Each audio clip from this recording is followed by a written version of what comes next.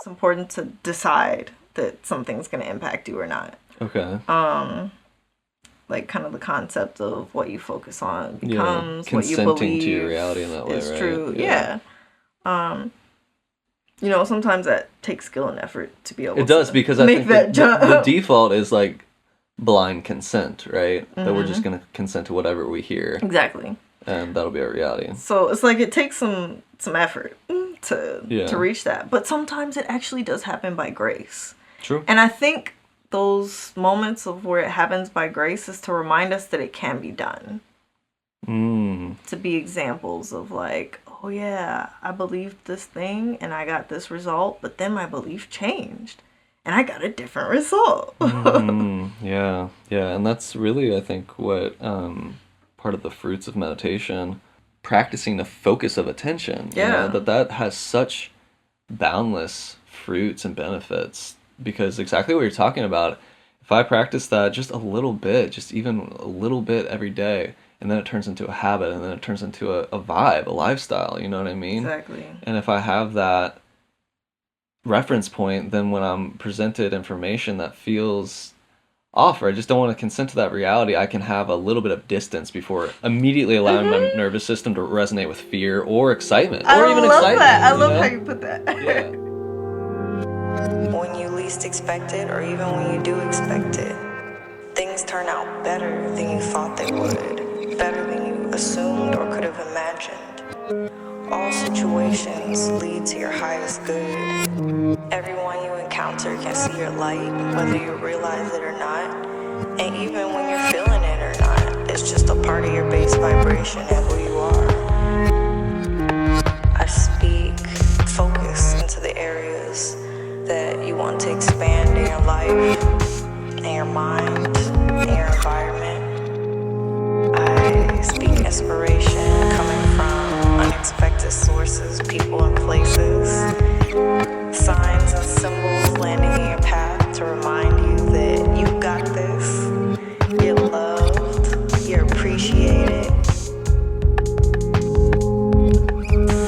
Great things always come to you because you put out great things. Loving energy, kindness, attention, care to the people in your life. So thank you.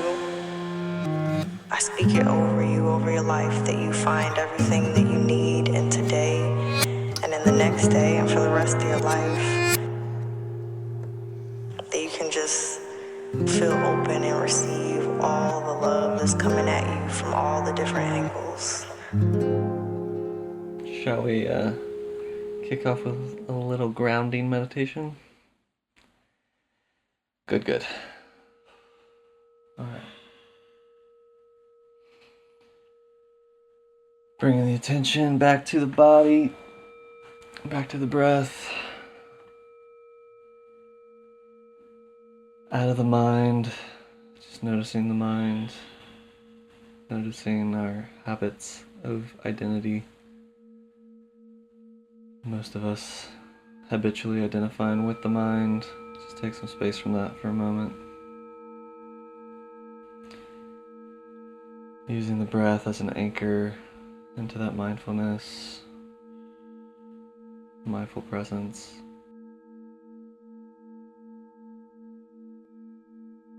Consciously redirecting our attention into the body, witnessing of the body.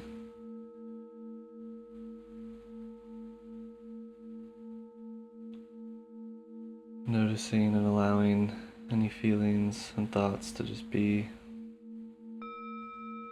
and to dissipate in time as they do.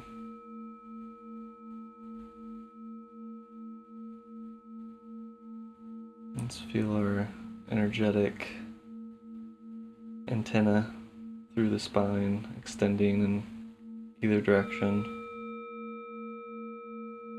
grounding, extending into the earth, into the ground, through our feet, through our spine.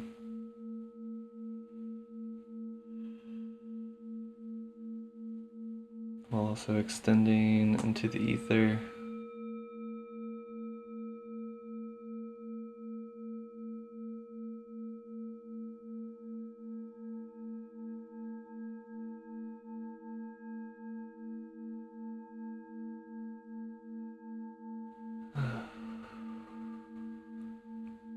Coming back to witnessing a conversation, listening deeply, communicating clearly.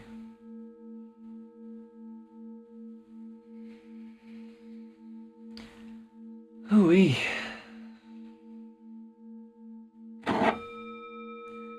It's a fitting moment to have you as a guest for the revival of the podcast. Haven't recorded anything in like 4 months or something. 5 now that it's July. Oh,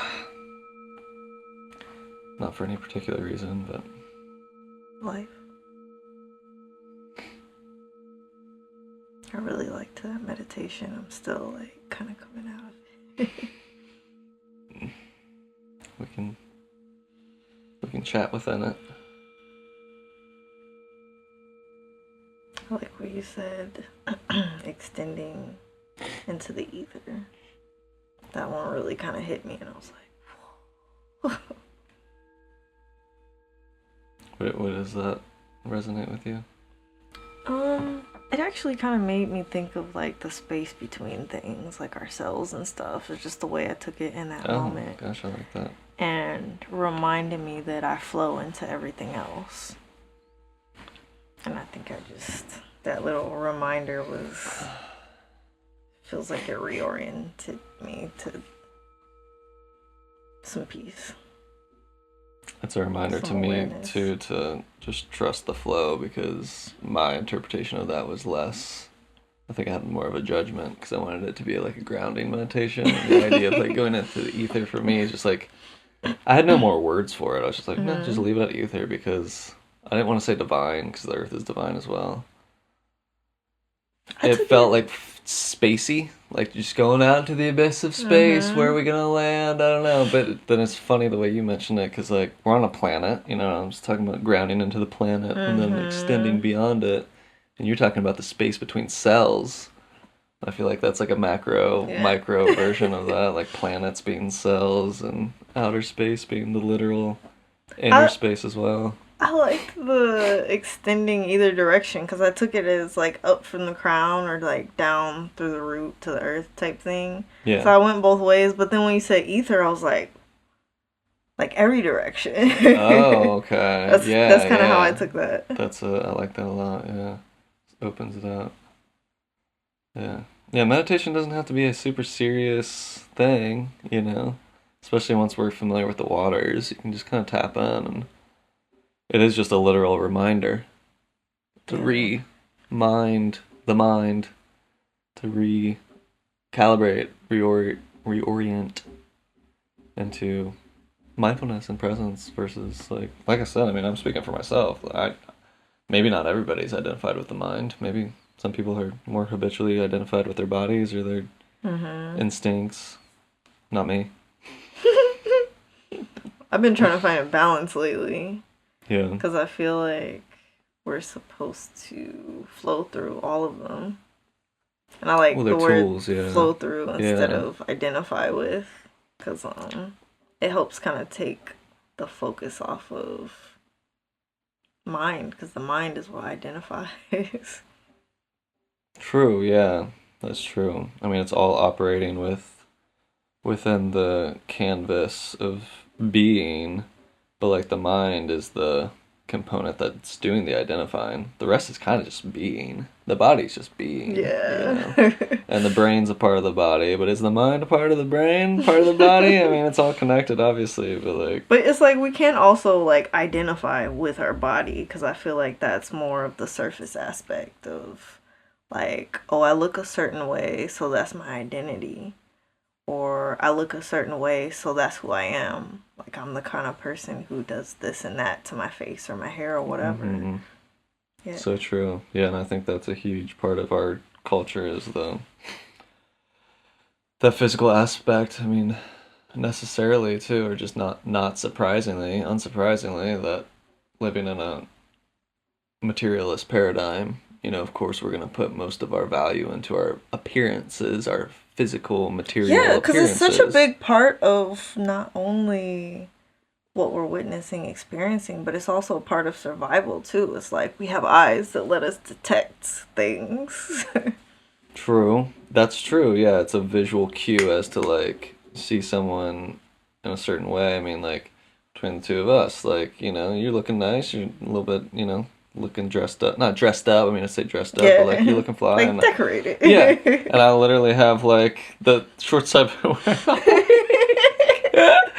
Because it's just like I don't have the attention span. Like, just had surgery 3 days ago. Like, I'm just in survival mode. Like, Right. but that's my excuse for this week. What's my excuse for the rest of the life? I'm just trying to be overly comfortable. It's just, I mean, it is an interesting conversation that I've had with a few people because, like, it used to just be a vanity thing for me. Mm-hmm. We talked about this earlier today, and I was speaking about, like, the people see me, I'm presumably a white, straight, man. All of those things are presumptions, but, that's my appearance, right? And it affords me the privilege of, like, not really being questioned, and also just lucky, because there's plenty of white dudes that have been made fun of for their appearance and stuff like that. And I'm not going to say I never had any unkind words thrown at me, but like it was probably from like brothers or like or like friends that like don't take it too seriously or did take it seriously at the time, but it didn't like land in a way that like really shaped my personality in the way that I orient myself in society. Like I clearly am not very like physically focused, and I recognize ways that I could like reel that in. Because whether I want people to be making these micro or macro judgments about appearance, it's happening. It's a barometer for people to check in on a vibe. That's one of the things I feel like people don't really realize about appearance is there's so many layers to it. Because the reason a person chooses to like dress or decorate a certain way or whatever to present themselves, it's usually an accumulation of their life experiences and, what they know to work for them and or not. So it's like, for example, growing up, I noticed that if I dressed nicely, I attracted a lot of attention. And it was usually unwanted attention. And, like, I remember in high school, I had kind of a long walk to the bus. Mm-hmm. So, like when I was heading to high school, walking through my neighborhood, like my neighborhood wasn't like terrible or anything, but it also was just kind of like not necessarily always safe. Yeah, it's a city. Yeah, and I sometimes made a point to cover up. Because I remember one time, like, somebody honked at me out of their window when they were driving by, and I just didn't feel safe. Like, it fucking rattled my nervous system. I was like, because then I'm like, what are they going to do? Are they going to, like, try and follow me in their car or something? Or see where I live? Like, my mind just starts going through all those things.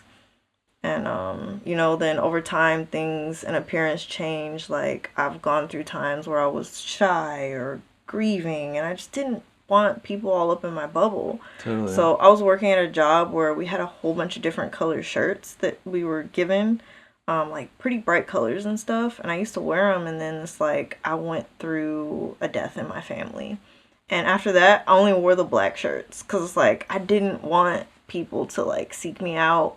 And it was a store, and it's like I didn't want customers to like flag me down because it took a lot of energy to communicate with people. It's putting out a different signal, Exactly. Like it's a brighter, more noticeable signal that people are going to flock to. And then you get into the details of like different appearances actually attract different kind of people. So, yeah. Yeah, exactly. So, I mean, just being smart about it, being like, when I say smart, I mean like conscientious about like on a given day, in a given moment, what type of energy do I want to be putting out? Having known that like whatever that is going to attract a certain thing as well, Yeah, and it's like you have to ask yourself, like, am I ready for that, or will that serve me? Yeah. And I mean, I don't know. Will it change my role in society? Right. I suspect that it goes unchecked, unexamined by a lot of people. Like, you know, obviously, like, the gender breakdown has a huge correlation to appearance and the way people dress and the way people, like, you know, I mean, obviously there's more pressure for women to appear in a certain way, have a certain status, whatever. There is for men too, but it's in it's a very different energy. Yeah. And yeah, it's just like, okay, are we doing these things, like, for a woman that uses makeup, is it just a habit because that's what we've been conditioned, or is it like on a given day we're choosing to do that for particular expression or a particular invitation of a vibe, you know what I mean? Yeah. So just being conscious of that feels appropriate. And I mean, you spoke about layers, and I feel like you and I both are more on the layer where our attention goes is people's spirit. Exactly. You know, people's energy, moods, even. It's all a part of spirit, I would say, you know? And, like, eye contact to me says more. That's what I notice, in fact. Like, yeah, a lot of times, I never remember what people are wearing. Yeah, I mean, if something's, like, really off or on, you know, like they really have something on or something's off, they got a booger hanging on their nose, I might notice. But, like, I'm certainly not taking note of, like, oh, so-and-so shaved today. Or, right, like, yeah. It's got on that nice shirt or whatever. It's just not my language. Yeah. It's just not where my attention, where my brain goes at all, you know? I'm reading their energy, their mood is probably the first thing. And then, like, just eye contact tells a lot, you know? Yeah. And I think being in another person's presence is so emotional for me sometimes, and it's like I'm picking up on so much that it's like the clothes or whatever, like how somebody shaved. I never noticed that kind of stuff because it's just like it's too much, and I'm trying to, like, and I feel like in order to really be in the moment, like, it's taking all my attention, you know, like feeling out the eye contact or whatever, their inflection. So it's like, it's so much information coming at us. Absolutely. And I actually have a theory, like, for myself, that part of the reason I'm not so visual is because I just don't have good eyesight. Like, even with glasses, I can't see a lot of things. And I've been wearing glasses since first grade.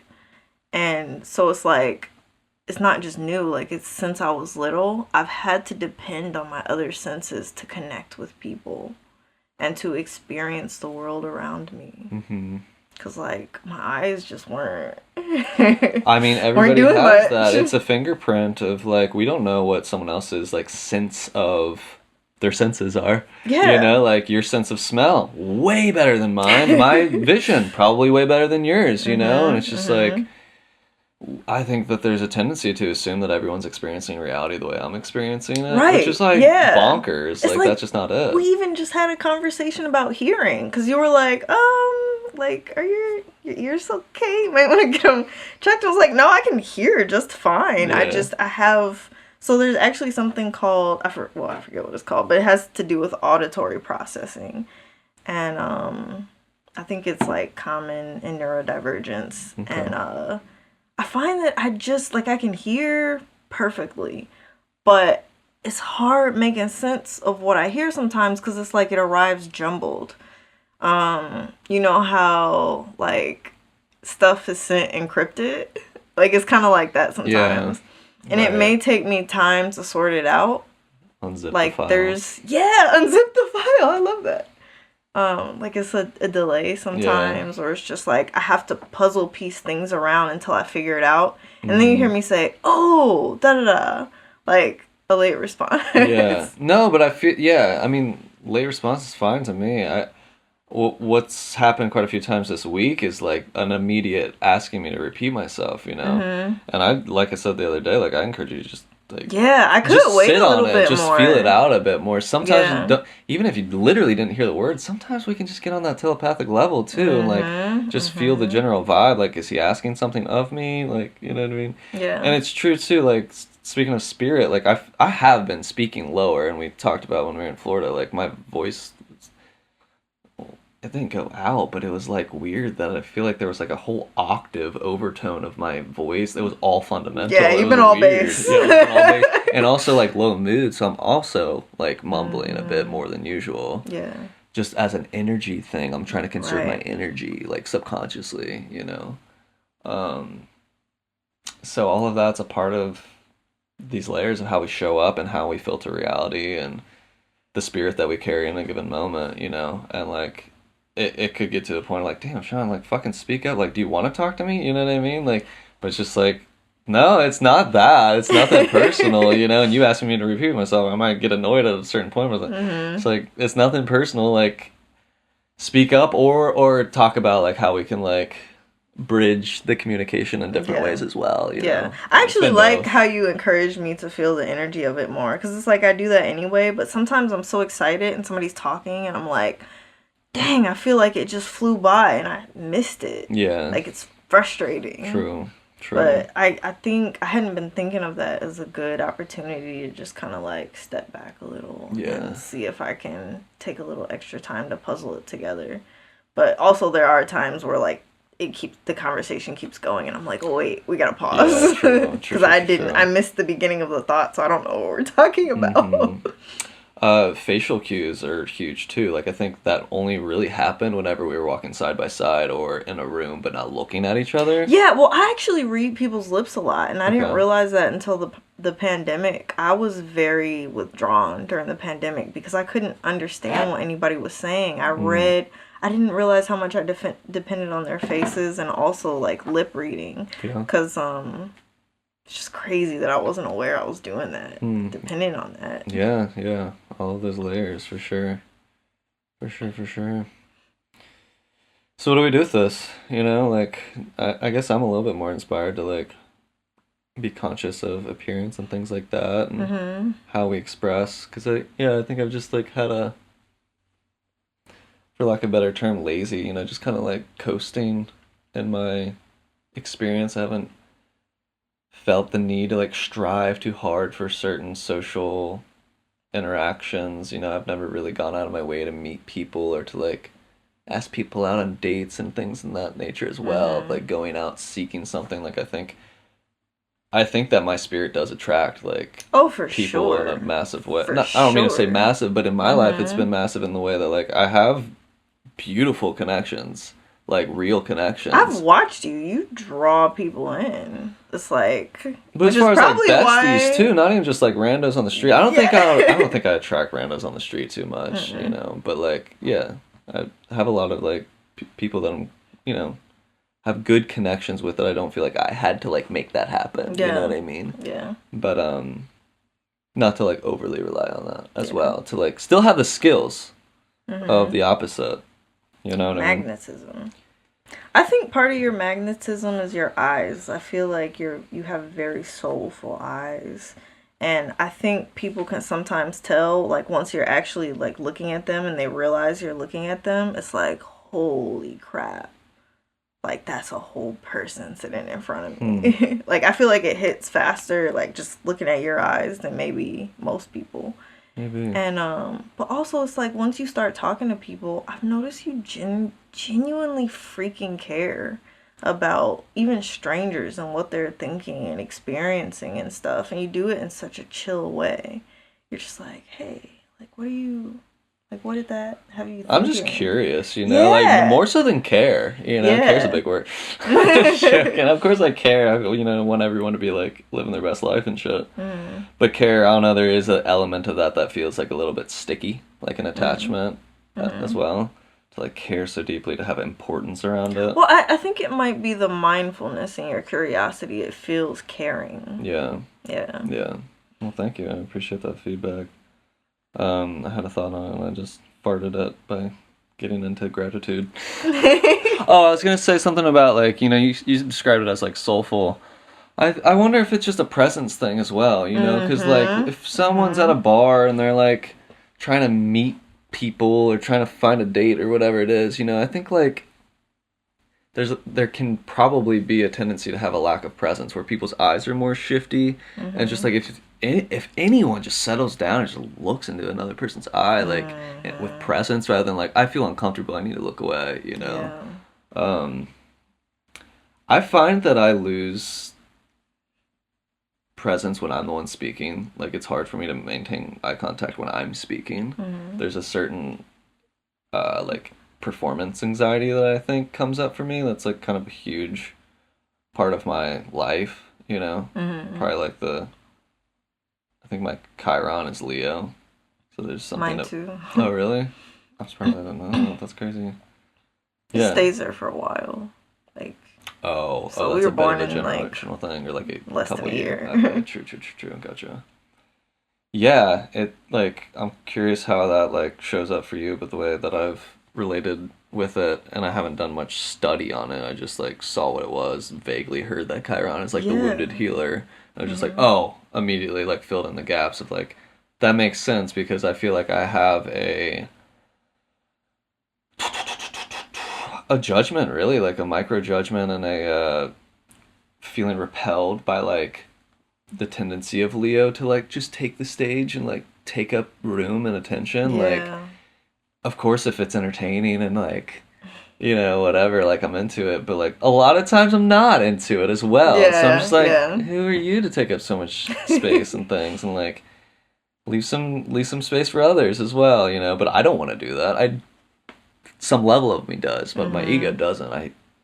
Despite that we're fucking, you know, recording this conversation for whatever, you know, like sense of expression that gives me, and it's, you know, I really feel like the podcast is more so for the conversation that in the moment than it even is sharing it, which is probably true of music for me. Because it's like too. Either way, it's a benefit. Yeah, exactly. It's just like an opportunity to ground in and like have a really intentional expression. The way I think of sharing stuff like this, I feel like it's one of those things where if it's coming through me like a creative expression or something to share, then somebody else probably needs it. Yeah. You know, not so much building an audience, which is nice because it's like having visibility helps with practical things like finances. Yeah.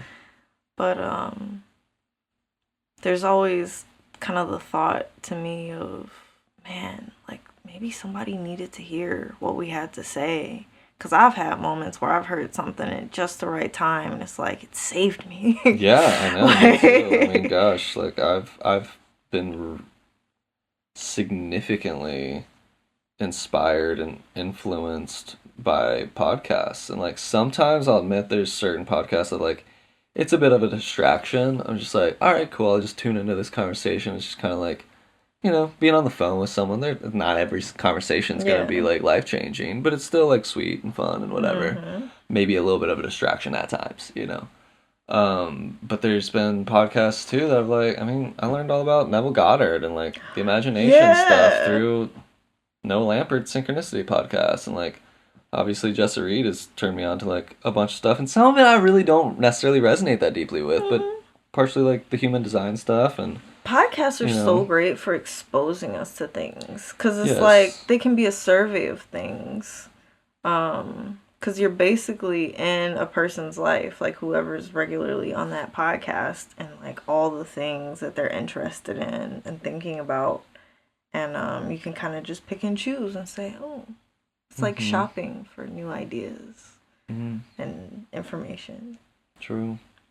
It's also letting someone else take the fucking reins of... It's like if I'm not listening to anything, I'm thinking hard. So it's just like, I'll substitute my thoughts for someone else's thoughts for a while. And like, you know, that could be positive or negative, distracting or inspiring. Yeah, true. Yeah, absolutely. So yeah, I think that is definitely part of it, is like that it's had such a positive impact on my life to experience podcasts, you know, to consume them. And yeah, it was never something that I ever like thought that I would do. But the first podcast that I did, you know, Clayton, we had like 1.5 like deep conversation. I think he just, to your point, just like had a recognition with me. Like we had like a soul recognition, and he saw something in me and was like, you want to make a podcast together? I was like, Sure. I never thought about it, but like I got the equipment. Like we can try it. And Yeah. if it like crashes and burns and whatever. And then, he went on his journey and yeah, it was just like in the 2020s. It was just like, I kind of like, that was fun. I think it's like a therapeutic thing for me. So anyway, bringing it back to the Leo Chiron, like that's been a big like hurdle for me to overcome is like how much do I want to go out of my way to take the stage and to share something with who as well. I think is a big part of it. Chiron is the open wound. It's where we're really sensitive to, I don't know, pressure, sensitive to touch, like Tender. I don't remember what house you have your Chiron in. It's probably like your second or third house. But mind if I share like some of the ways I've experienced Leo? Yeah, I was gonna ask. Chiron Please. in Leo. So I kind of associate Chiron and Leo with like a wound around being seen, Right. and expressing yourself, like Yes. freely expressing yourself, which is associated with Leo.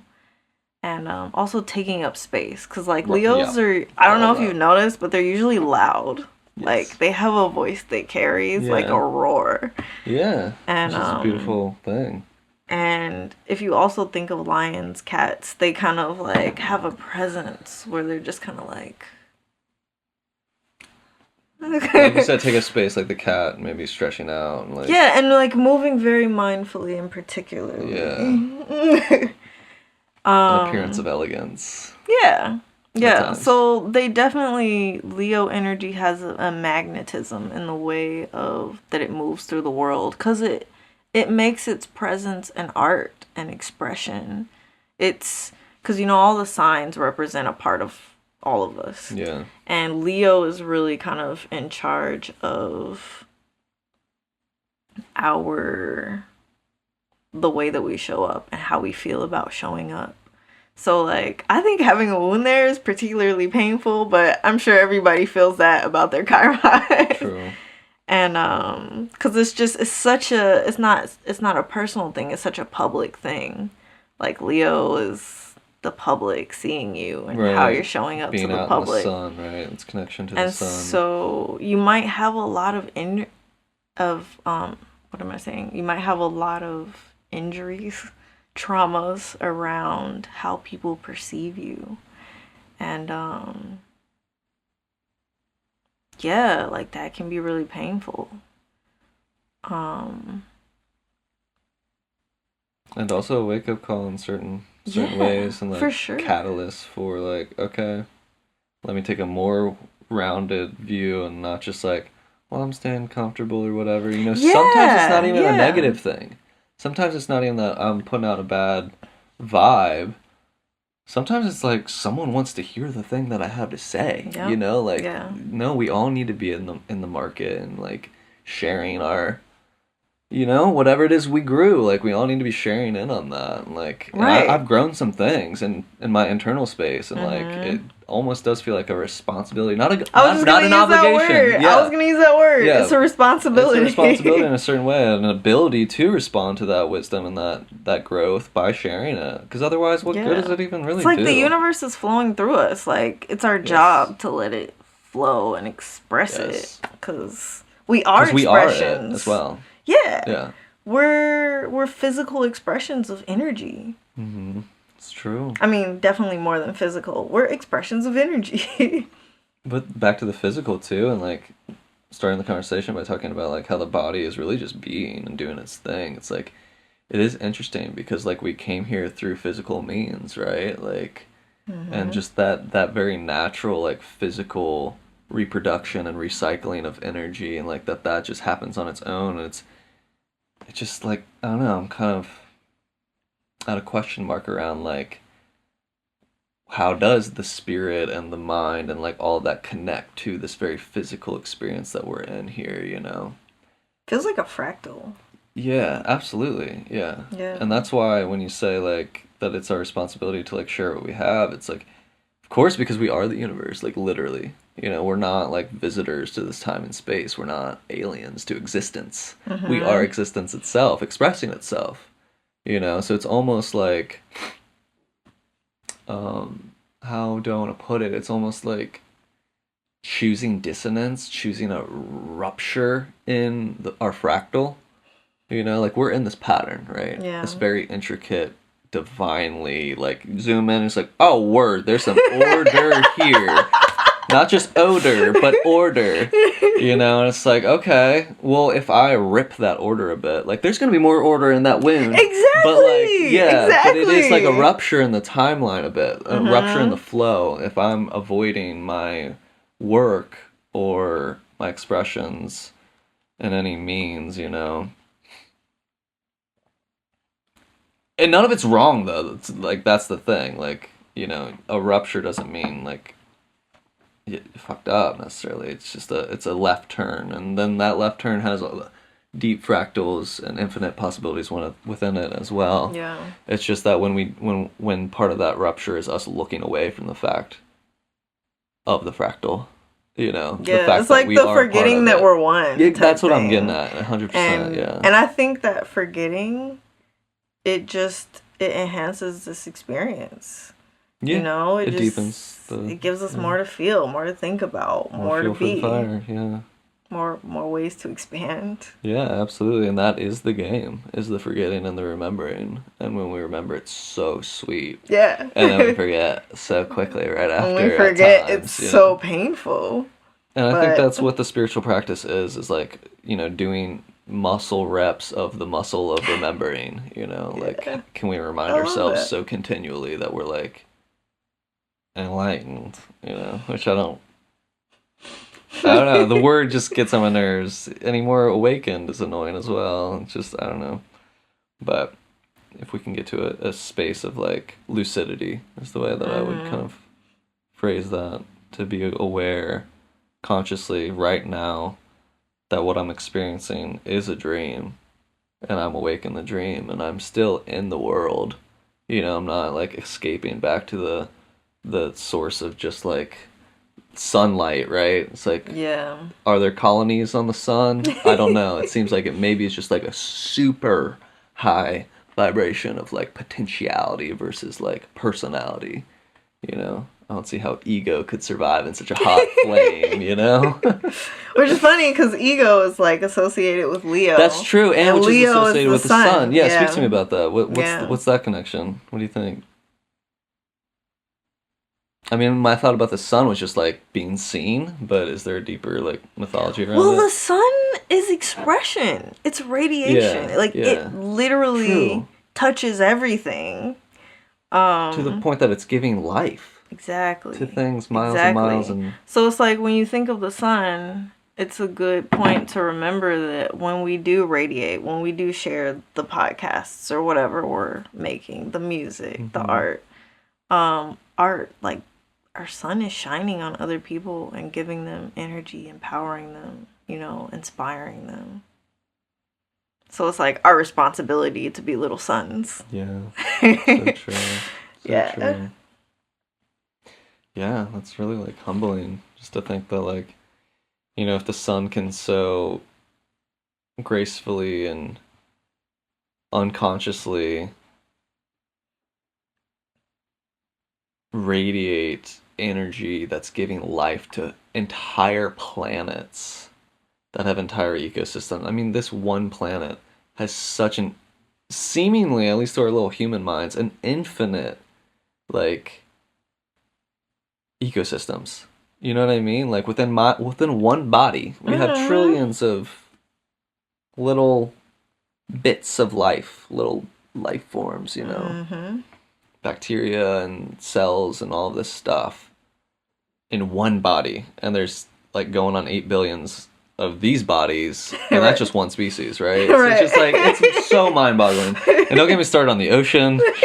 And, you know, so what am I getting at? Like, this is all from the sun. Like, all of life on Earth comes from the sun. It's like, if it can do that so gracefully and, like, not ask anything in return, like, damn, I can at least, like, share a fun little podcast. I think that's why sun worship has always been so important. Sun because worship, it's like, it's literal. Like, oh, it's literally actually doing things for us. Like, thank you. It's the most clear deity. But also, it's to remind us of how we're supposed to be operating. So. In such a similar fashion to, like, you know, I could have said, you know, Jesus so gracefully is given life to, you know, whatever. I could substitute that with anything, but sun. Like... It's always so funny when, like, language collapses on itself in those ways. But yeah, no, it is funny. What's the word for that? A sun worshiper, because it's very organically come through my spirit, like Solati, my previous band, Soul Echo, you know what I mean? Like, that's basically my god, for sure. Because like you said, it's just so practical, it's so obvious, you know? Right. And like very neutral, obvious. Just neutral, like I don't feel like I'm being judged by the sun. You know, I don't feel like it needs anything. Yeah, because that's one of the things too. The sun creates and destroys. That's true. And it's gonna gobble up this planet one day when it goes. What is it called? Supernova. Stuff like that. Like when it explodes, when it dies. Like right.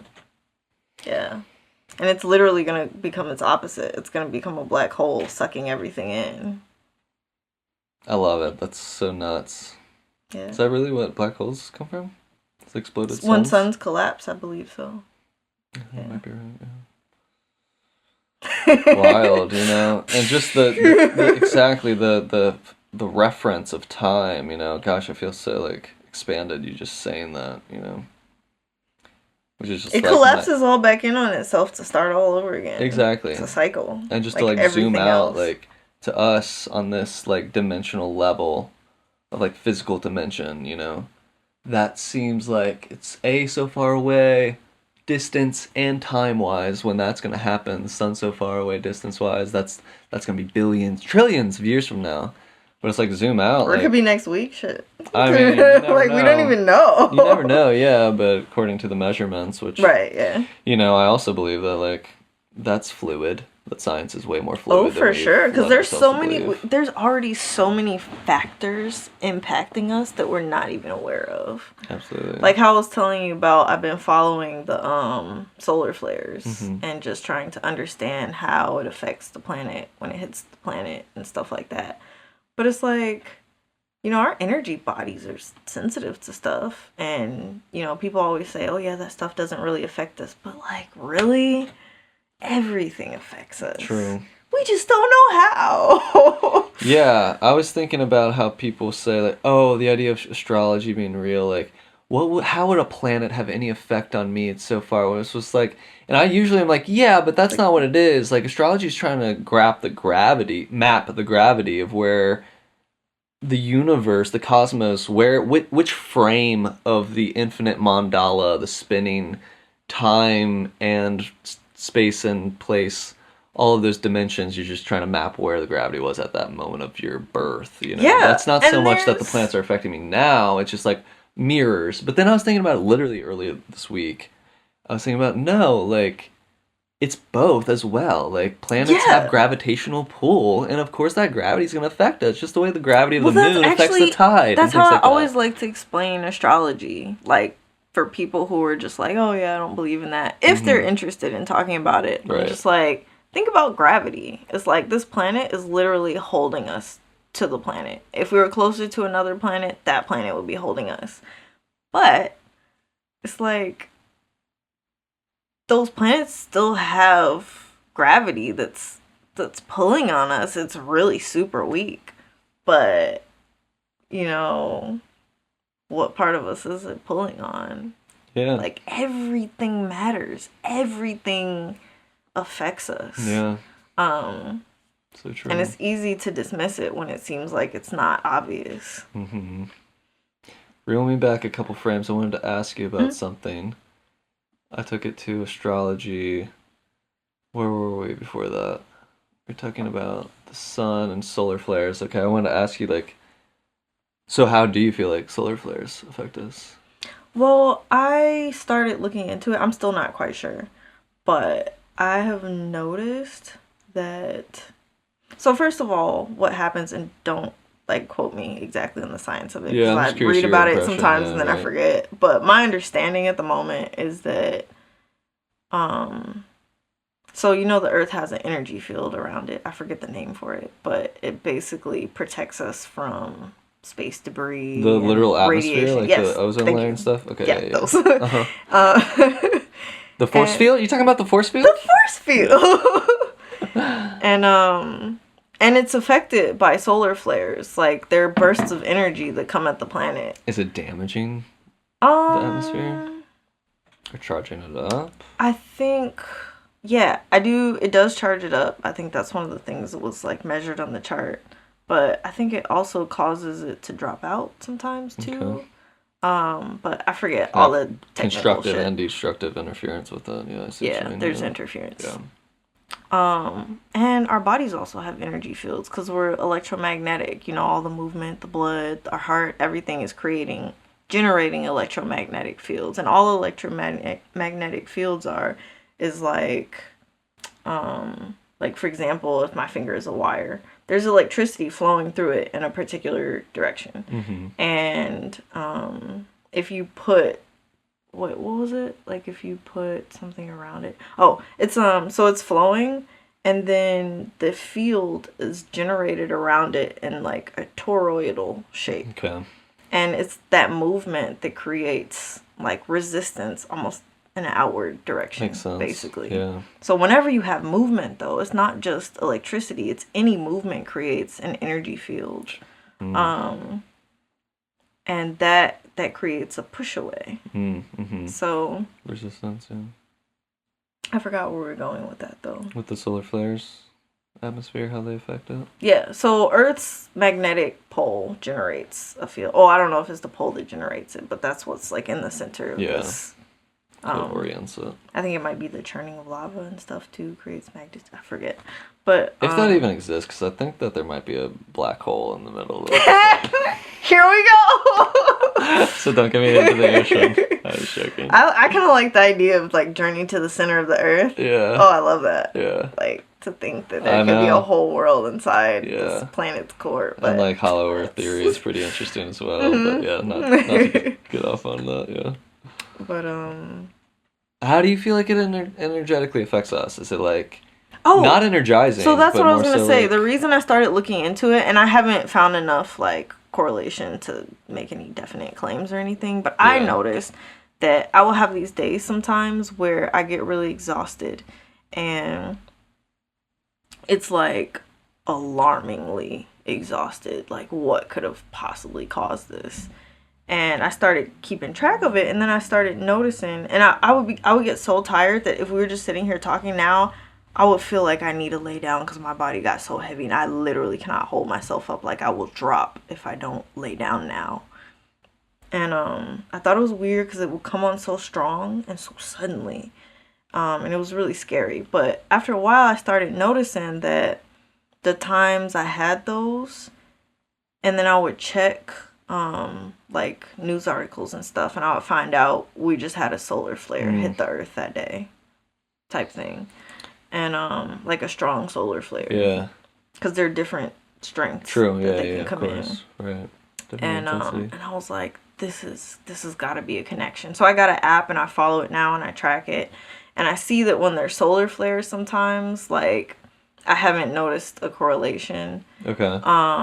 But with some of the really strong solar flares, I have missed them sometimes. And I wonder if it's like the ones that make the news or the ones that I was feeling. You know? Yeah. So I haven't quite figured out what's going on there yet, but I feel like there's something, which is why I'm still, kind of mapping it a bit. Yeah. Is there anything that you feel like you can do to mitigate potential negative effects?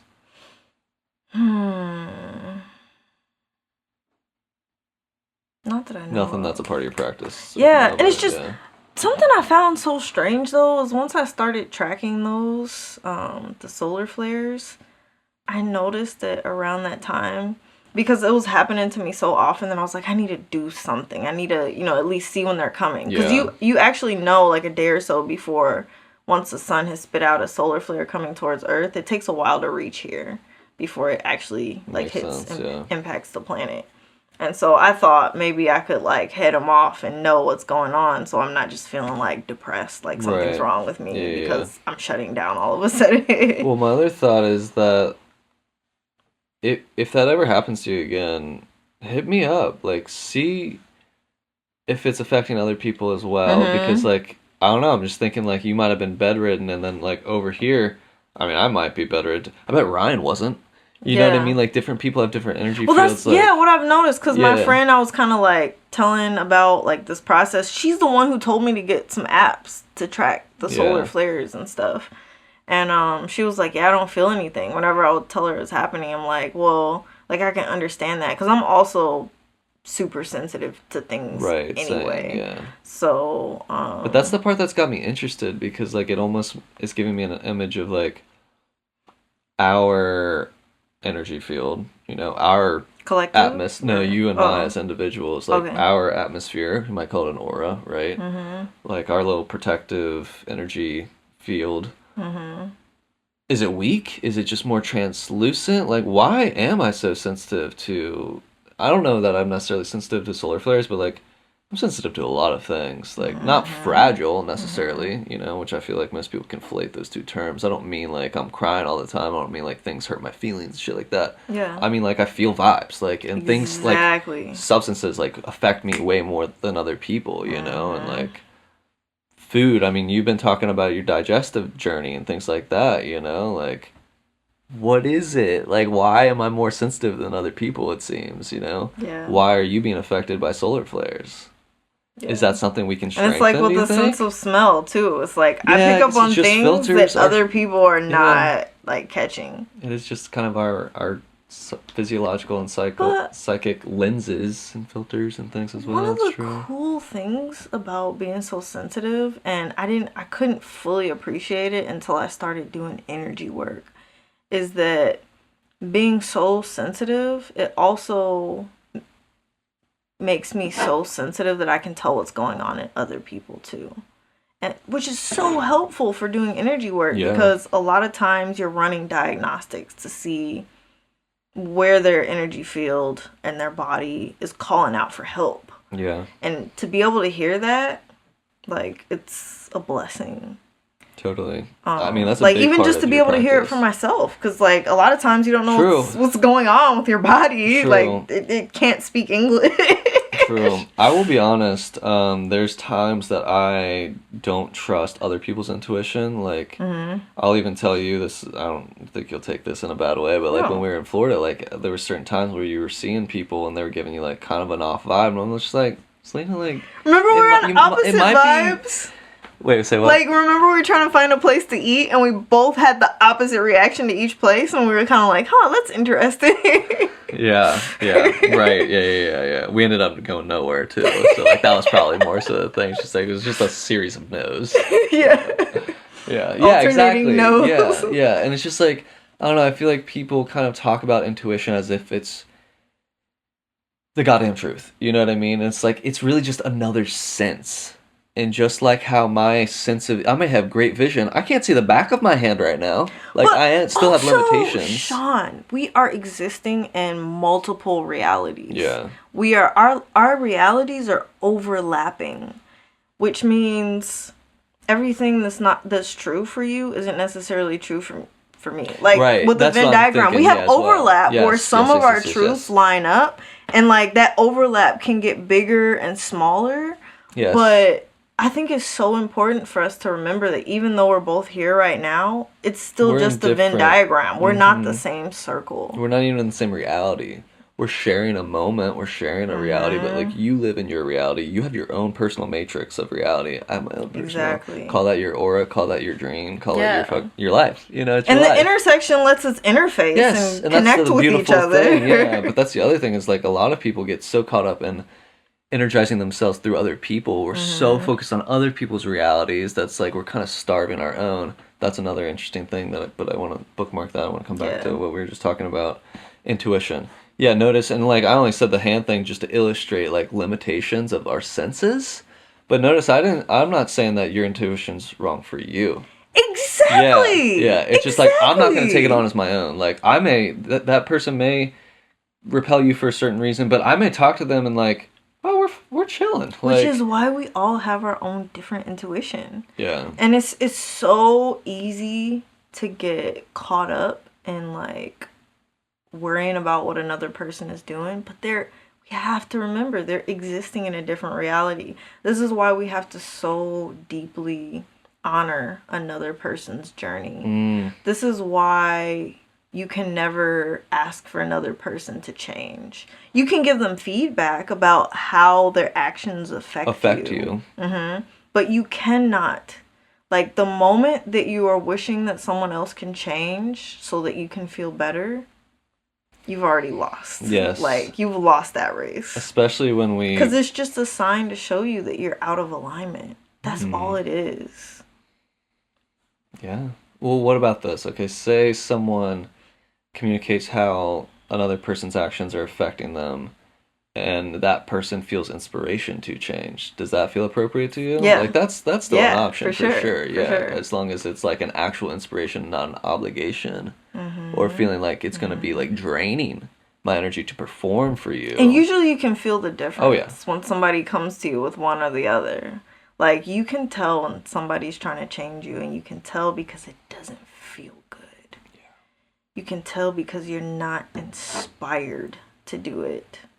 Like, you can motivate somebody to do something, but it's when they're inspired to do it. That's alignment. Motivation can be positive, negative. It could Training, be a bunch of things. Conditioning, it's all part of that, yeah.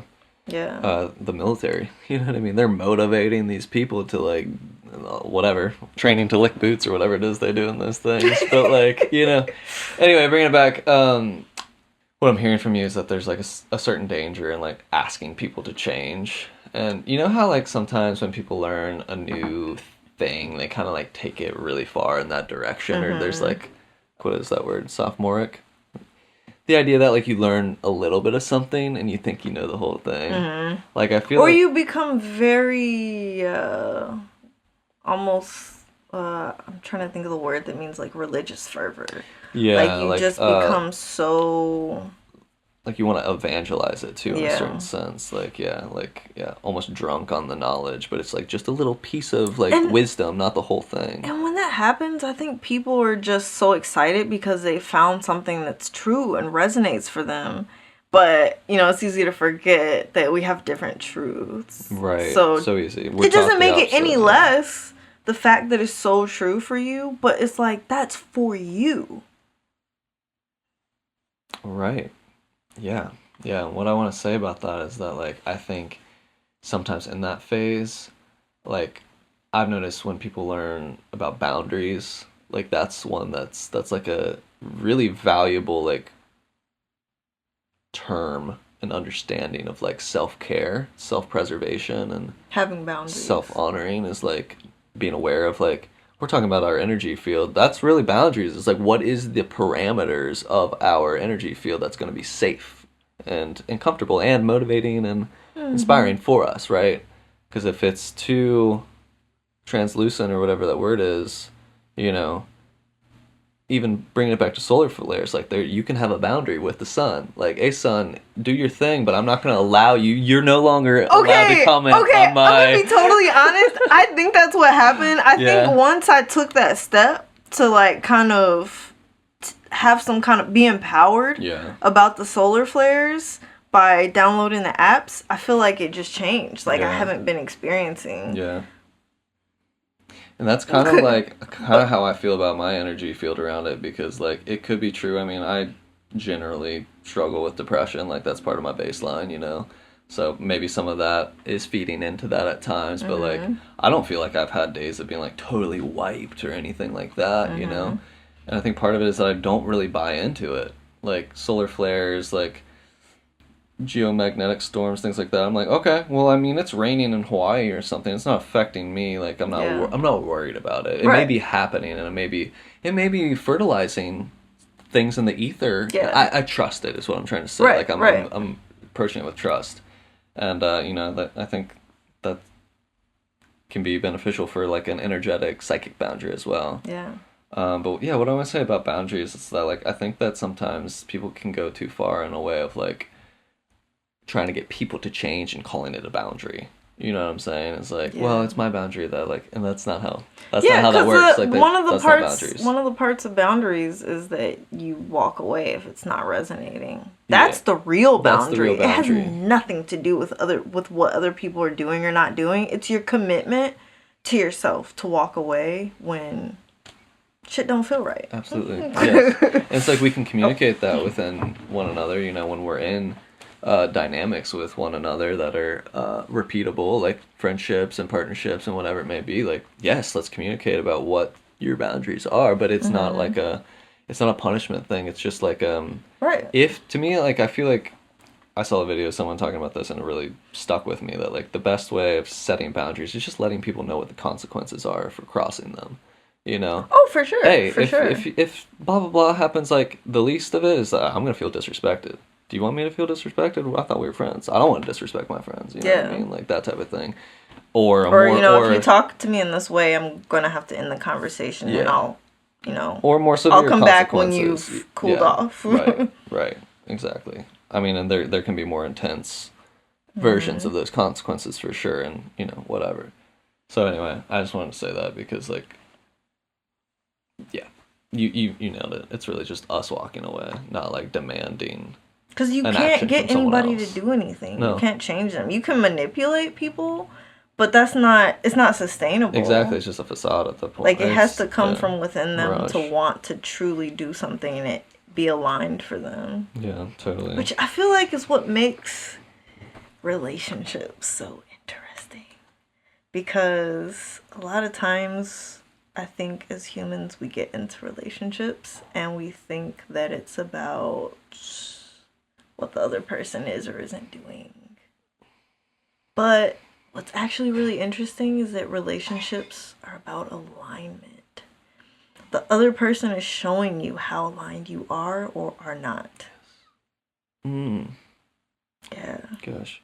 I'm thinking of like, and we even started this conversation with like the metaphor of an antenna, right? Mm-hmm. I'm imagining like we're all these walking antennas and they're vibrating in a certain way, and like maybe a little, for me, I'm obviously vibrating mostly in my head, in my little cranial, and like maybe less so in different places or whatever. And then I bring my magnetic antenna over to you, and ours are going to vibrate at certain resonances. There's going to be constructive and deconstructive feedback. Interference. Yes.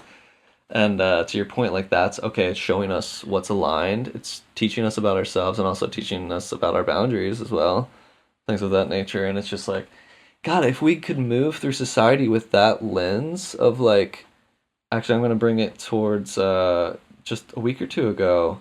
My friend Christina mentioned to me, like, she had a really nice connection with someone. I was just talking, it may not, we may not be best friends forever or be partners or anything like that, but like, it was a really sweet connection. And she was just saying that, like, I feel like everyone has a little puzzle piece to like share with, you know what I mean? And like if you go into the world and like everyone has a message for me. I feel like we had this conversation. I might have brought it up like because we had this in our last podcast. Very well could have. I'll have to listen back to it. I'm interested now. Yeah. It's also been on my mind and my heart the last week, so I might have mentioned it at least briefly earlier this week as well. But I'm just imagining going into the world and how differently we would relate with strangers, but also with lovers and partners and friends. It's just like if we went to it with like a, what do I have to show you? What do you have to show me? Yeah. Versus like, how can I hold your hand forever? Or like, how can I always be safe and never triggered in your presence? It's that attachment, it throws us off. It makes us think that things have to be a certain way, and then it starts getting us into control. Because I feel like attachment is not a form, but it's like related to control. I don't know. Absolutely is. No, it absolutely is. That's relevant, though. Yeah, because it's like, rather than being in the flow, the canvas of being, I referenced earlier, what's the body is being. Right. Our minds are trying to freeze frame reality. I like this particular fractal. I want to look at that one forever. Save it. That's not how reality is. That's not you, bro. That's a mirage, and you may, in your mind, try to concretize a moment, but that's just creating suffering to attach to something that's no longer here, and we're just trying to replicate it over and over. That's same. Yeah. And it's a trip that No, we're all what? flirt with or get deep in the sauce of. All of us, you know what I mean? Yeah. Because we're attached to just being alive as well. We want to freeze frame that. Yeah. It's like, can't. So, like, how do we learn to surf with being, you know? And I feel like it's just, like, coming to our identity. Are we identifying with the mind? Are we identifying with the body and the ego? Or are we identifying with something that's more infinite and more closer to our true essence and spirit and things of that nature? And again, I think that's the spiritual practice, just doing things that help us be in alignment, like we were talking about last night, like raising our vibe, you know? Yeah, being that's in alignment our is the spiritual responsibility practice. To ourselves and to the collective world. as well, yeah. Exactly. Because if in every moment we're vibrating in a way that we're sending a signal to, I think of like my dreamscape, you know, my personal matrix of reality as like these dancing molecules.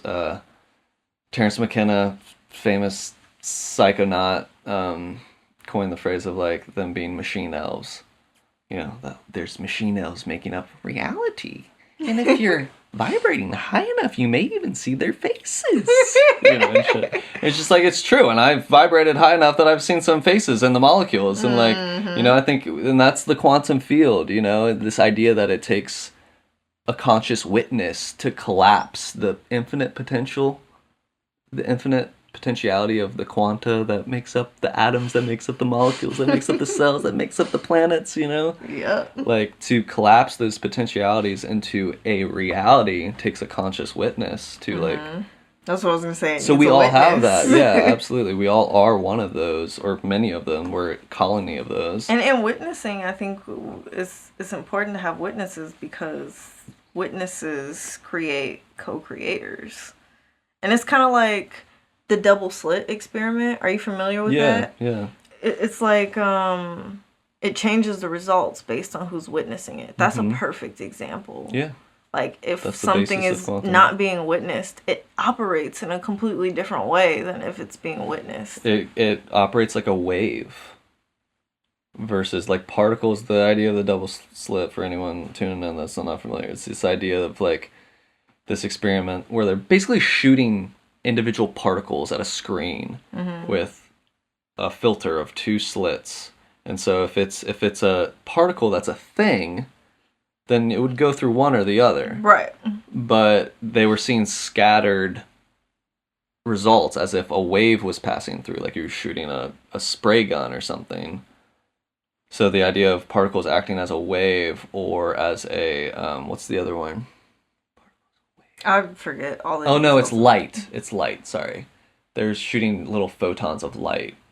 And light acts as either a particle, which would be a thing, or a wave, which is an all radiating expression. I don't know how else to say it. But anyway, yeah, my point being, I've been bringing up the quantum ideas there, is that we're all in this individual reality where, like, my signal is telling the molecules how to arrange. Is it arranging like the world's on fire because something in me is on fire, right?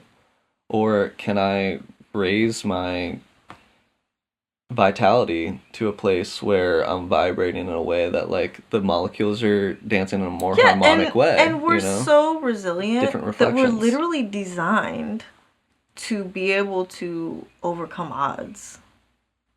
So, like, all the things that are could be seemingly bad, like, say, solar flares have a negative impact on you. Yeah. We're designed to expand from True. that experience. It's like, that may be true for a while, but then we're ready to jump to another circle, you know, of reality, of truth. Right. And, upgrades. And that's why people say, you know, it's important to decide that something's going to impact you or not. Okay. Like, kind of the concept of what you focus on becomes what you consenting believe to your reality in that way, is right? true. Yeah. You know, sometimes that takes skill and effort to be able to because I think that jump. The default is like blind consent, right? That we're just going to consent to whatever we hear. Exactly. And that'll be our reality. So it's like it takes some effort to reach that. But sometimes it actually does happen by grace. True. And I think those moments of where it happens by grace is to remind us that it can be done. to be examples of like, oh yeah, I believed this thing and I got this result, but then my belief changed and I got a different result. Yeah, and that's really, I think, what part of the fruits of meditation, which, let's think of a new word, I don't know, focus, mindfulness, whatever we want to call it, practicing a mental practice, I think of it just as attention. Like, attention is the real currency in all things. Like, just practicing the focus of attention. Yeah. You know, that has such boundless fruits and benefits. Because exactly what you're talking about, if I practice that just a little bit, just even a little bit every day, and then it turns into a habit, and then it turns into a vibe, a lifestyle, you know what I mean? Exactly. And if I have that reference point, then when I'm presented information that feels off, or I just don't want to consent to that reality, I can have a little bit of distance before immediately allowing my nervous system to resonate with fear or excitement, or even excitement. I love how you put that. Yeah, it's like, do I even want to consent to this reality, or can I just let it be words that just came out of your fucking face? You know what I mean? I don't know. Yeah. And it's a practice to just get that little bit of space, because all it takes is a microsecond to consent or not. You know, accept it or reject it. That's why meditation is so important. It because really is. It makes us Helpful. aware of that process. Yes. It it doesn't like necessarily do the work for us, but it gives us that space to be able to say, oh, like to step back and be the witness and say, oh, I see what's happening here. Just to be aware. I see what's happening. Yeah. Like I can either go with the flow or I can consciously choose something different. Yes, absolutely. Yes. And neither choice is right or wrong. It's just having more awareness or less. And all of it's just awareness playing, dancing with itself. Like, it's all right. We can stay asleep for lifetimes. It doesn't matter. You know what I mean? Like, there's nothing... I don't believe that there's anything, like, totally consequential about the way that we live our lives. It's just, like, how much joy do we want to experience? You know? How much satisfaction do we want to experience? How much pride and, like, feeling like we are part of something, or the awakening, feeling one with everything, feeling truly like I created this dream and I'm enjoying living in it, you know? Don't need to. It's not a requirement, it's not an obligation, but it is an option. Right.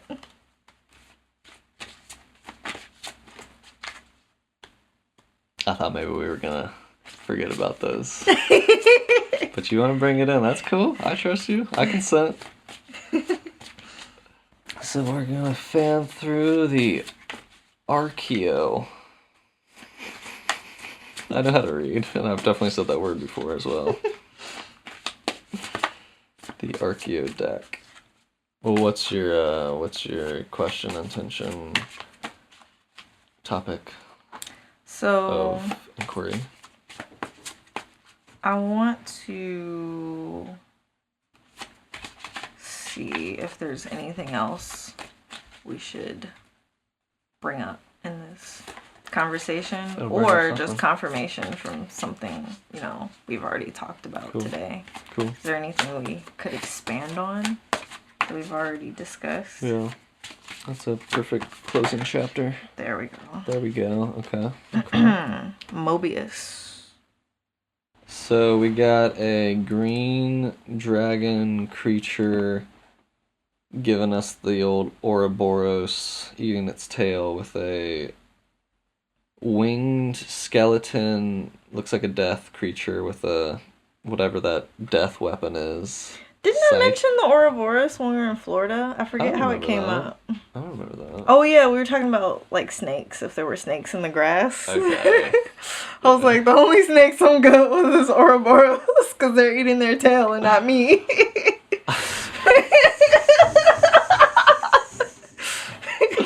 Classic Selena content. I'm digging the Grim Reaper vibe. Grim Reaper, that was the thing I was trying to get to. With the skull with the sky. Funny little sync. The back image of the book. Oh, has some on it? Yeah. Yeah. That's funny because a pull that a friend did for me recently, she pulled from 2 different decks, and both of them either had the art from my card that came out on the cover, or I think on the booklet for each of the decks. That's funny. Yeah. Okay, I'm gonna. And I took that as what's most obvious is probably the explanation for what you're asking about. Nice. Oh, wow. I like that. Yeah. Okay. Did you want to take a stab at this first? I'm going to. Okay. I'll give my let me see if I have but anything. I'm curious if you have any. It's an interesting pairing. I feel like dragons came up recently too. Weren't you big on dragons last time you were in town?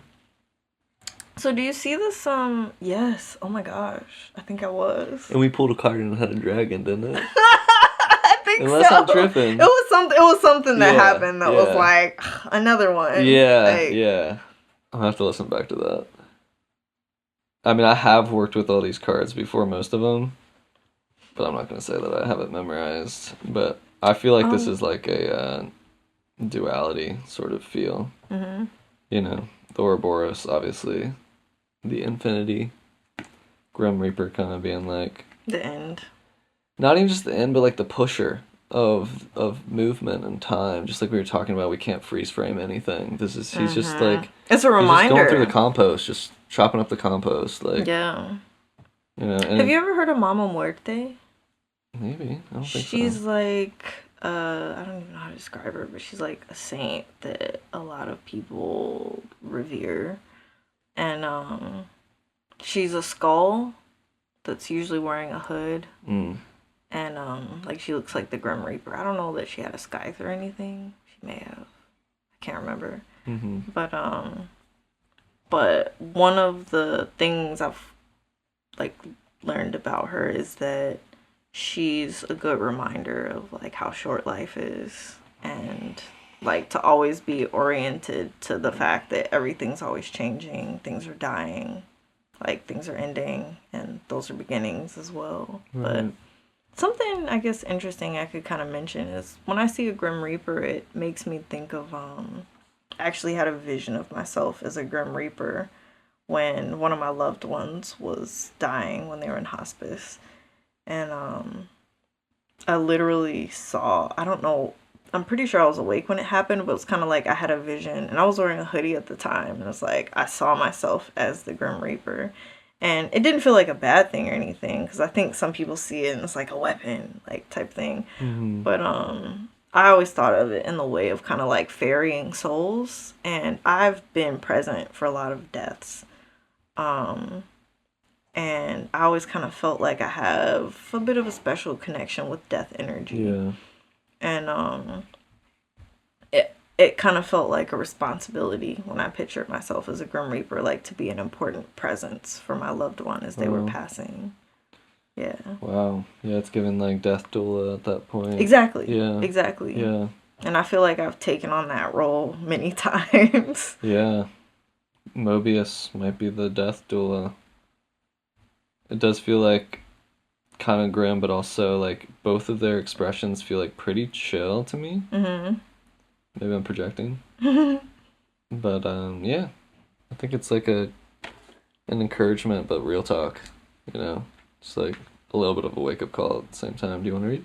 Just before we dive into that, though, I just want to kind of do kind of like the dream symbolism type thing. Oh, interesting. Where we're just do a little quick decode. Okay. Because I'm thinking I feel like I should go, like, after sharing that.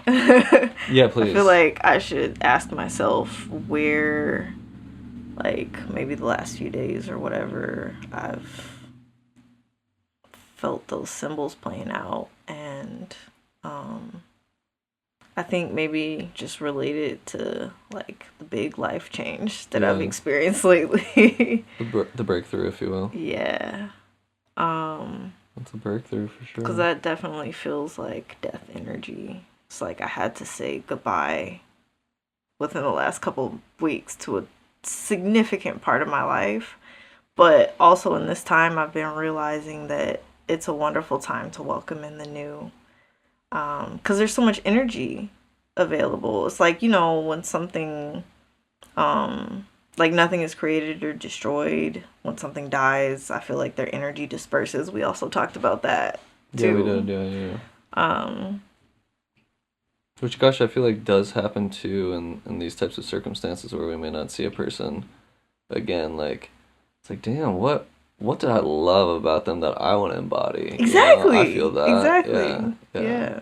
And there is like, definitely a death energy of a chapter closing and feeling like someone's inaccessible, Mm-hmm. like death. We may think about them and, maybe communicate with them telepathically, like you and Autumn were talking about yesterday, We may still call upon them in different ways, Exactly. Their spirit and their encouragement and wisdom, disembodied wisdom, but like not being able to access someone with our voice or with our eyes and with our touch is like, that's a death, effectively, Yeah. Yeah, I feel that. Any symbols come out for you? Do you remember any of the words that I used? What do you mean? To read back to me any of the words that I used that could help trigger me. No. Yeah, me either. My memory doesn't work like that. I was saying Ouroboros, infinity, compost. Okay, compost is a good one. What does compost mean to me? When I think of compost, I think of renewal, like the recycling of it. Not just the death, but like the rebirth as well. I don't know why I said rebirth. Rebirth. The reincarnation of that psychic energy taking form yet again, either through us or whatever. Just the Ouroboros nature of that, like that it's not a pure consumption and then it's out. It's not, lights out. It's this recycling of energy and like putting, me and you met Lucas last time, right? Mm-hmm. Yeah, me and Lucas, he's got this phrase of like referring to negative thoughts that aren't gonna go anywhere, definitely not going anywhere positive. He calls this dead thoughts. They lead to death, really. Yeah. And especially if we spend all of our life considering these negative thoughts, yeah, because our different thoughts magnetize different things. Absolutely. And one of our last conversations we were talking about,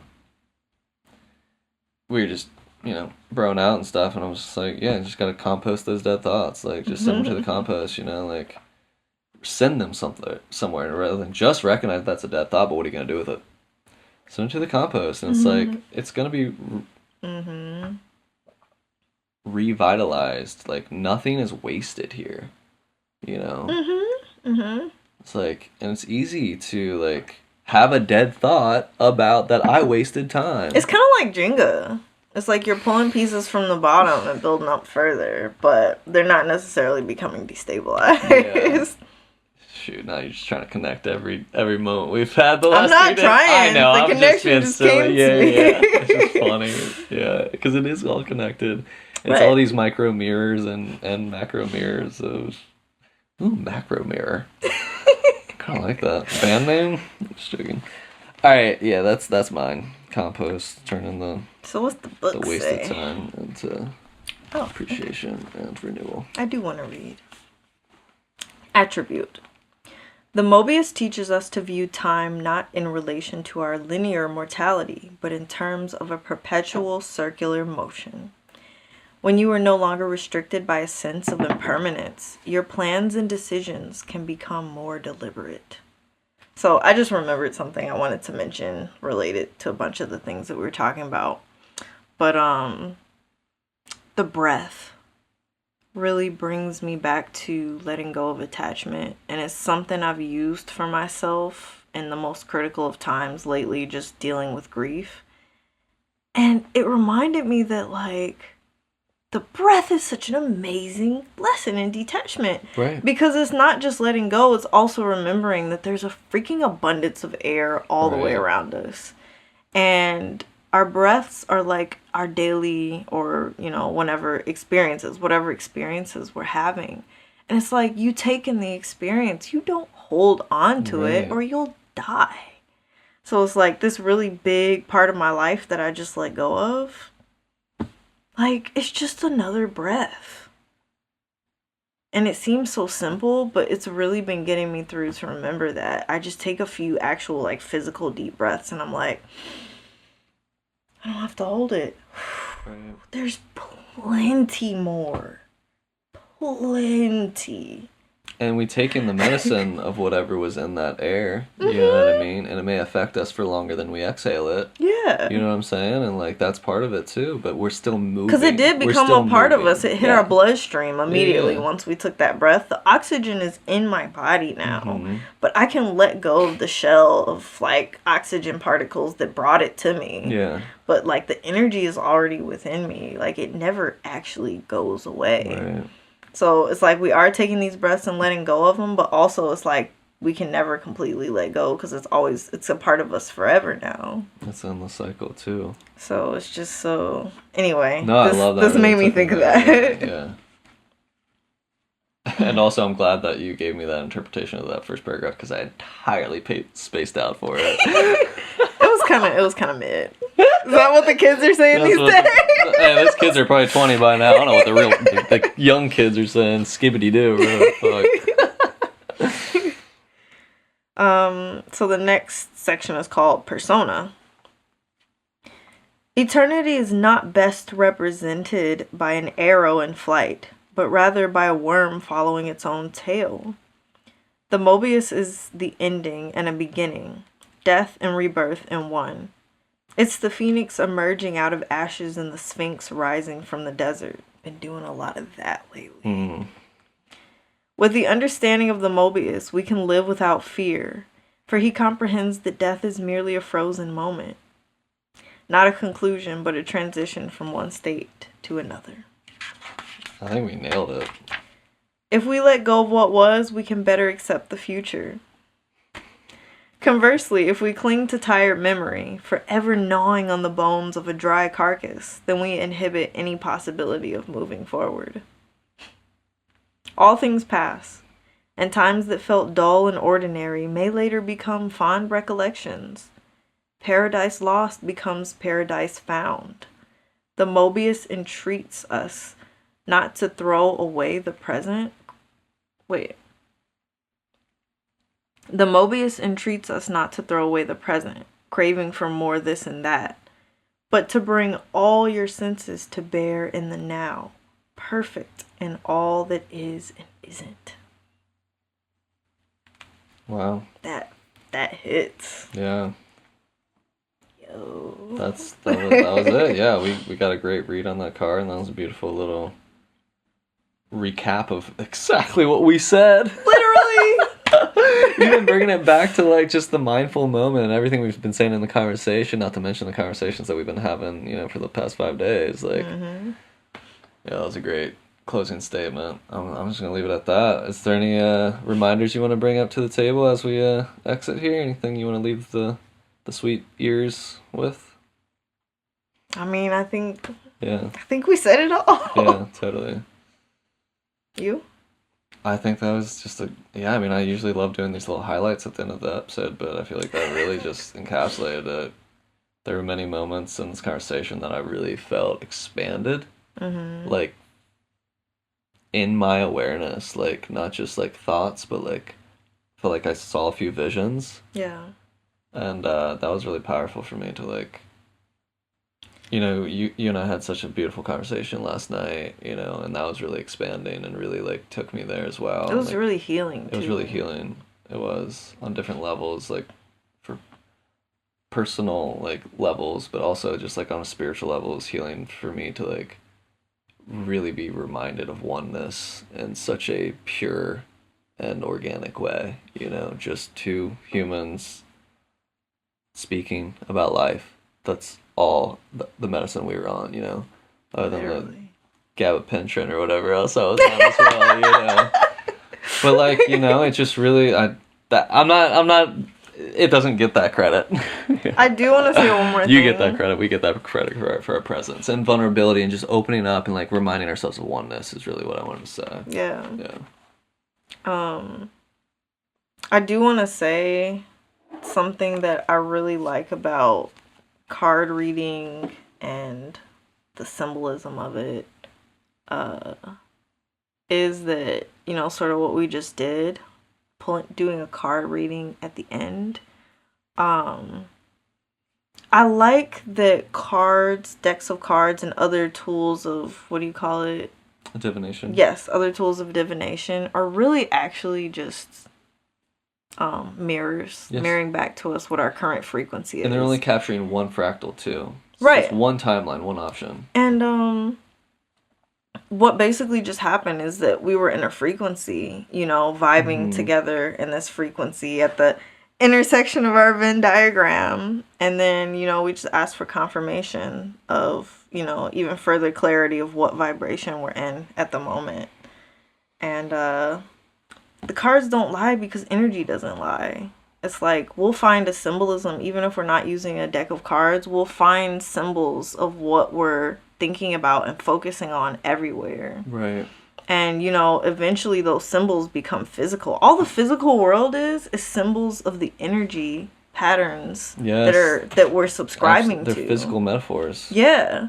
So it's like there's different layers to it. Cards, and then, rooms, places, a person, like giving birth to a new human. They're an accumulation of the vibrations that made it possible for them to come to life, basically. So infinite portals, portaling. Yeah. This is what I was given from the idea of birth, this portal of like a whole new being coming through this portal, but like that being was just in a whole nother like oneness with the cosmos within the womb. And then before that, when it's just potentialities and like no ego. Like ego doesn't like I don't really like subscribe to the idea of like a soul like choosing birth, which we could debate that on the next episode, I'm open to, but I just don't necessarily resonate with it because it feels like an extension of ego. Feels like an extension of the idea of separation of self. And like I feel like the ego comes online when personality comes online. Even when a baby's born, they don't know they're a person. Like there's no sense of self. That's taught and like accumulated through mirroring of the neurons that are present, exactly what you're talking about. And bringing it back to the cards, for I told this story already on the podcast, but it's a funny, relevant story. And I believe it was my birthday. And sometimes we like to do card pulls with like a standard card deck. Yeah. Just something me and my sister and brother started doing last year and stuff. Oh, like playing cards. Like clubs and hearts. Yeah. Okay, yeah. Which I believe does have like a correlation to tarot. Anyway, my sister pulled a card for me, a spread, and I don't remember what it was, but it was something. It was 3 cards. There was like an ace of hearts and a 3 of something, whatever.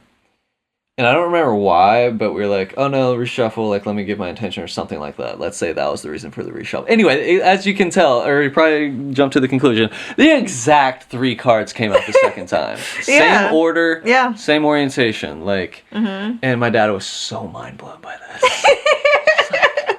And he was just sitting there, like, while you guys were just watching. Just like, wait, those are the same. And I was like, anyway, it was wild for all of us, but of like course. Particularly, I feel like from the materialist paradigm where we think that like we believe in luck and chance, it's like that's not quantum. Go on the quantum field, and it's just potentiality. Those cards, until I view them. Actually, I think that's a little bit more of an airy-fairy way of thinking about it. It's not so much that the cards aren't already in an order. It's that the order that comes out is like the gravity doesn't lie. Yeah. Back to like astrology and stuff. Like gravity is one of the biggest things that science can't even just like. We have no guesses really. There's no theory of gravity that holds. I hadn't thought that much in it or read that much about the theories of gravity. There's none. I mean, Einstein tried. People have tried. Like that's like the big elephant in the room of. Have you ever seen Interstellar? Mm-mm. How I think they said gravity was love or something. Or that's what I was about to say. Love. Is that what Interstellar's about? Yeah, dude, I need to watch that movie. You gotta see it. That's like my whole philosophy that gravity and love are the same thing. It's like the force that keeps things together. Because it is oneness. That's why. Okay, remember I talked about how the Earth holds us to it with the gravity? Yeah. I was one day, like, I don't know, a few years ago, like, it hit me. I was like, that's love. Like, the Earth loves us so much that it holds us to it, protects us, feeds us with all the stuff that it grows. It's like... Yeah. It's connection, like... That's the deepest love. Yeah. Absolutely. And it's so pure. It's not. It's and pure and like neutral as well. Like gravity can also, you know what I mean? Like we were talking about it's like you can fall the bottom and die. of the ocean. Yeah, absolutely. Or like when gravity's too much, you get crushed. You know, type of thing. But and the sun was the same way, which is the other energy, because you know the Earth is like pulling us towards it. That's a feminine, you know, or what is it? Negative energy. Yeah. The negative polarity, and then the sun is like pushing outward, and that's a form of love too, because it's giving us things that we need, but it's also its expression that we can benefit from, like sharing our podcasts. Right. It's like somebody else can get some medicine from it, some nurture. And it's so connected to, and hilariously fitting that earlier you said like suns turn into black holes, which is the complete opposite. It's that yin yang, like full just unabashed expression and giving, and then just like pulling in anything and everything. It's like almost no consent, just like I'm gonna consume matter itself at the speed of light, you know. It's just like, oh my god, it's so wild and beautiful, and we have to stop here. We might collapse the universe, you know? We might explode into full source consciousness if we don't stop right here.